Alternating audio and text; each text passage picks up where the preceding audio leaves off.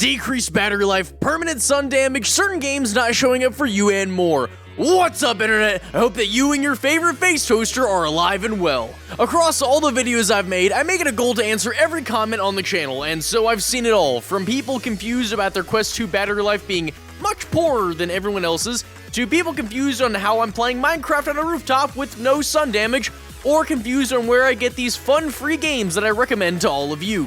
Although the Quest 2 has been out for a very long time, it is still the most sold VR headset, and it seems like the information that should be getting out there to the average viewer just isn't. So today I'm gonna go into some tips for the Quest and explain the reasons why so that you can be better prepared and maybe enhance your VR experience. I also wanted to give a big thanks to my first and only channel member, Blue Bottles. It really makes me feel like I'm able to do something good here when somebody actually goes out of their way to give me a membership to keep the channel alive and well. So from the bottom of my heart, Blue Bottles, thank you.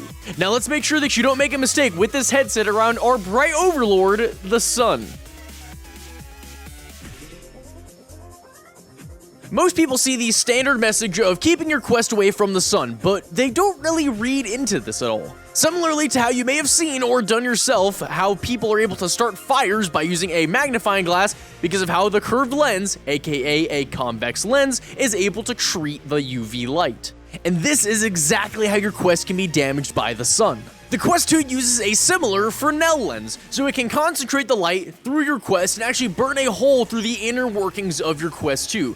This can happen, but not immediately. I haven't personally tested it with a Quest, mainly because I'm a small VR creator and I don't have the budget for that. But to my understanding, it would have to be direct light at the right angle for a few minutes to do any damage. Therefore, it would be my recommendation to keep it away from any windows or places where the sunlight can easily reach the lenses. When not in use, storing it in a dark area, or at the very least having the front facing any light that may come in is best. However, you don't need to worry about using your headset near open window, because obviously if the headset is on your head, it won't have any direct contact with the sun. With most electronics, having a concentrated light and heat source on it for extended periods of time isn't really the best for it. But it won't damage the front of the headset with the tracking sensors like it would if you were to expose the lenses to the sun at the right angle for extended periods of time.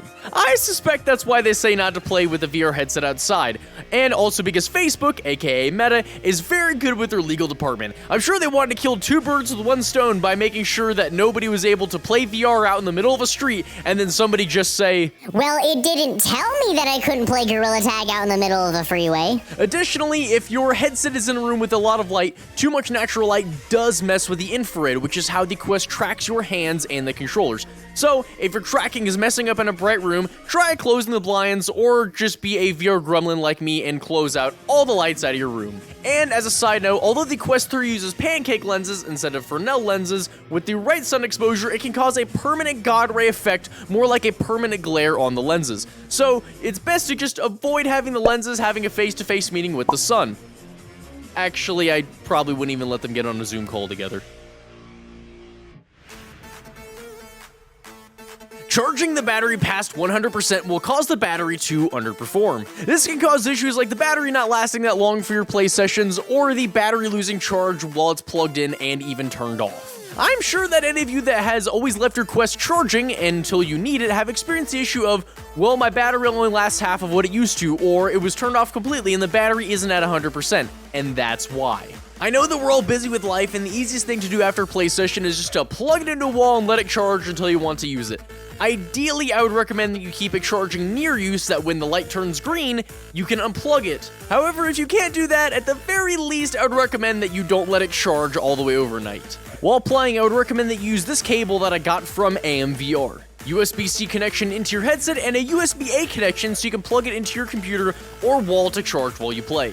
I've seen a lot of people say that they can't even plug it into their computer because their computer doesn't have a USB-C port. Well, this can help you out. But the best part is this little box right here that estimates the charge input on your Quest and attempts to keep it at around 70%.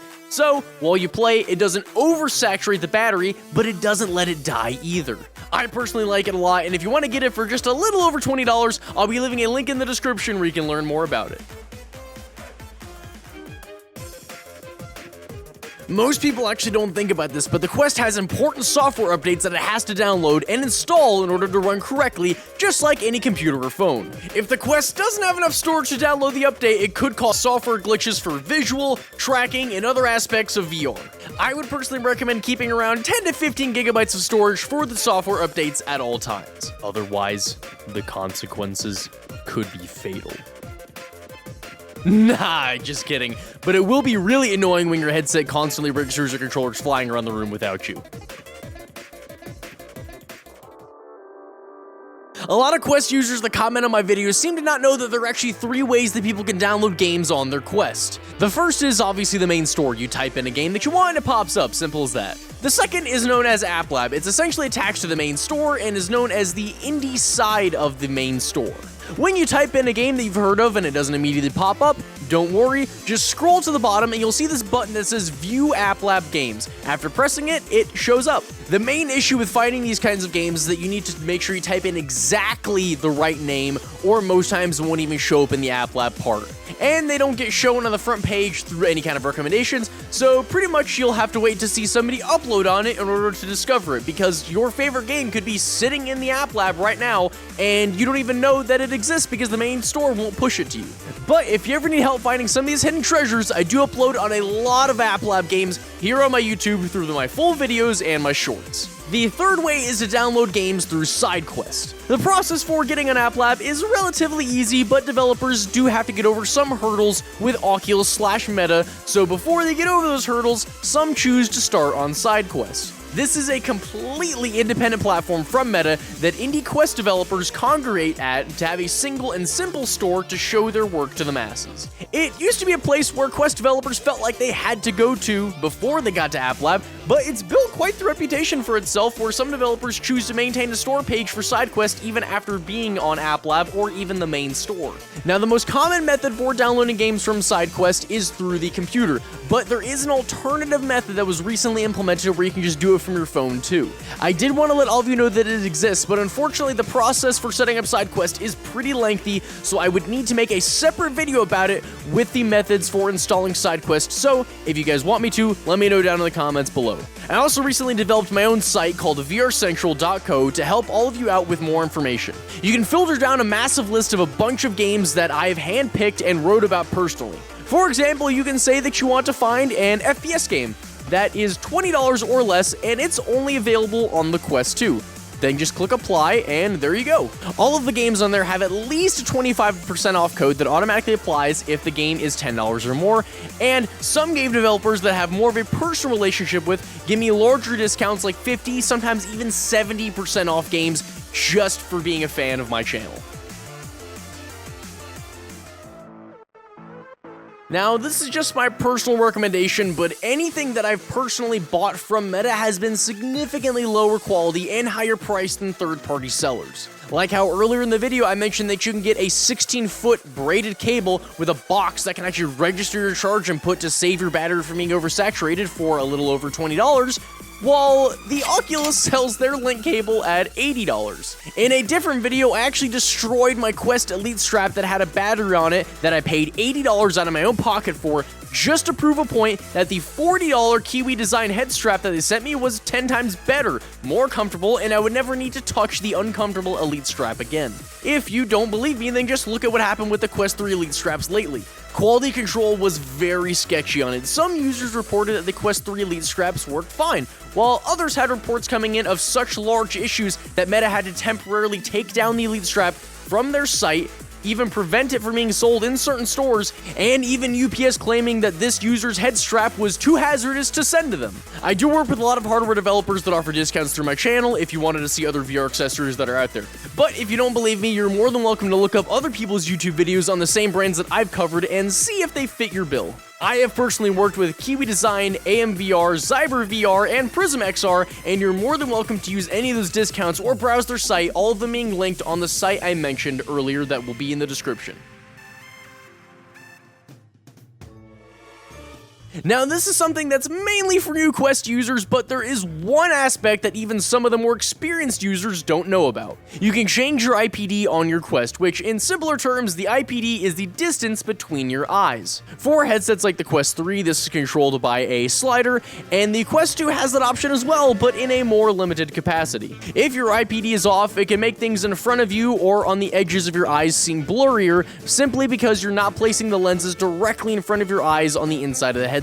Imagine if you wore a pair of glasses or sunglasses and your eyes weren't perfectly centered on the glasses to where you could only see past them to a certain degree. It would look pretty weird, wouldn't it? I think that most people are too scared to do this sometimes because I think that it's going to break their Quest because of how you literally have to shove the lenses, but it's designed to move. You can have their pre-designated IPD of 1, 2, or 3, and on top of that, if you're careful enough, you can actually place the IPD in between two options resting in the middle of it. So if your IPD seems to be between 2 and 3, you can actually put it to a 2.5 and just kind of have it sitting between it, even though 2.5 isn't technically an option. Also, if your headset's not sitting on your eyes correctly from a vertical axis, you can actually tilt your headset up and down. Sometimes it's a little bit hard to notice, and it's a little bit more noticeable on the Quest 3 as opposed to the 2, because you can actually move these parts up and down to suit your needs. If things are seeming blurry for you, try messing around with this a little bit, move your lenses back and forth for the IPD, mess with this little part to adjust the verticality of your headset, and see if that helps your vision at all.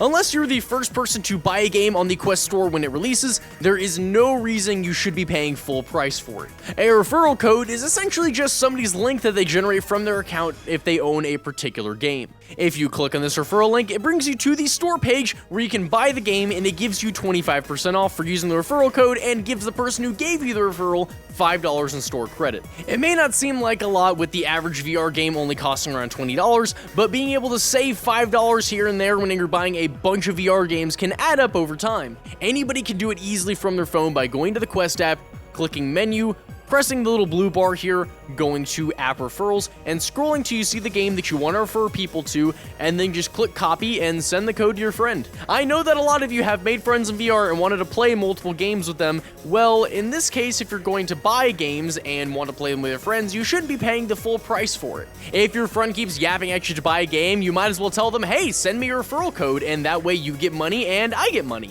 Like I said, that website I mentioned earlier has all of my 25% off discounts on there in case that you want a game for a certain percentage off, and if you don't have anybody that you can use. Because I personally would rather you help out your own friends than some random guy like me on the internet, but I want to be there for you in case you don't have a lot of friends in VR, or you don't have a friend that owns that particular game and you need some dollars off. I have most mainstream and quite a few indie games on there, but if there's a game that you really want a discount for, comment it, I'll buy it, and add it to the list of using my own store credit so that way you all can get some dollars off. My hope is that I can create this page where anybody can get a Quest game discounted and nobody will ever have to pay full price for a game, even if you don't know anybody that owns the game that you want. Lately, I've even been able to plug in some of my own friends' referrals onto there to help them start building up their own store credit. I hope that the tips I gave you and the resources I provided were able to help all of you out. If you have any questions, please leave it down in the comments below and I'll do my best to answer it, or at least point you in the right direction. I hope the next video you see on my channel can be even more entertaining than this one was for you, and good night, Internet!